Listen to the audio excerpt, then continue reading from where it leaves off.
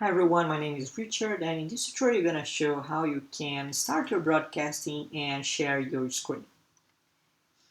Once we are here at our seminar room, the first thing you're going to notice is this left bar, and the first icon is broadcast.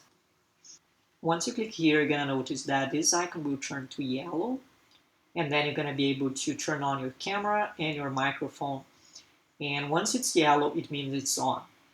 Under the microphone options, you're going to see a list of all your external devices that you might have, and you can just switch which one you want to use. And then we have the feature for sharing our screen. And by clicking here, you're going to see three options. The first one is to upload a PowerPoint or PDF presentation. The second one is to share your screen.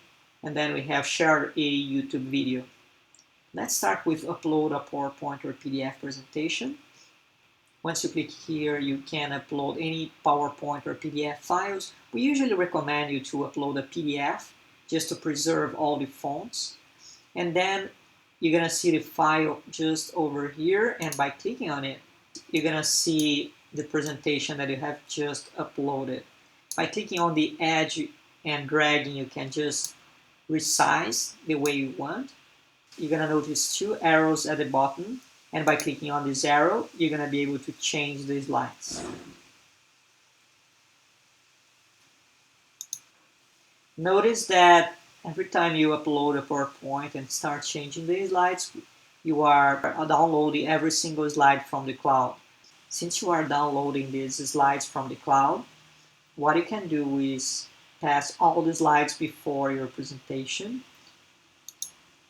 And as you can see now, everything is faster. If you want to close your screen share, your presentation, just click here on this X close button. If you want to share your screen, you're going to see share your screen under screen. And by clicking here, you're going to be able to share your entire desktop, an application window, or a browser tab. Once you choose the window or whatever you want to share, you're going to see here the same window that you are sharing, and then you can just resize the way you want.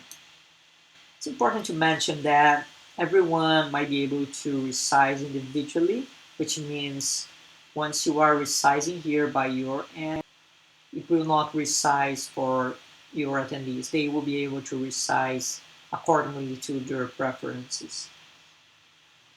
If you have chosen to record your webinar, you're going to see here at the top just a light indicating that it's a recording.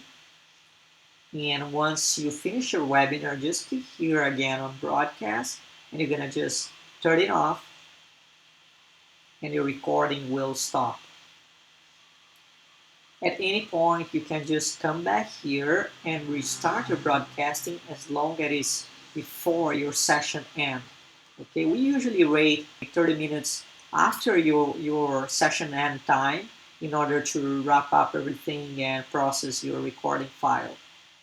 And if you lose any connection, it's easy for you to just come back here and restart your broadcasting, and your recording will just keep registering everything. In the next tutorial, you're going to show how you can turn on cameras and microphones from your attendees. Thank you very much for watching, and we'll see you in the next one.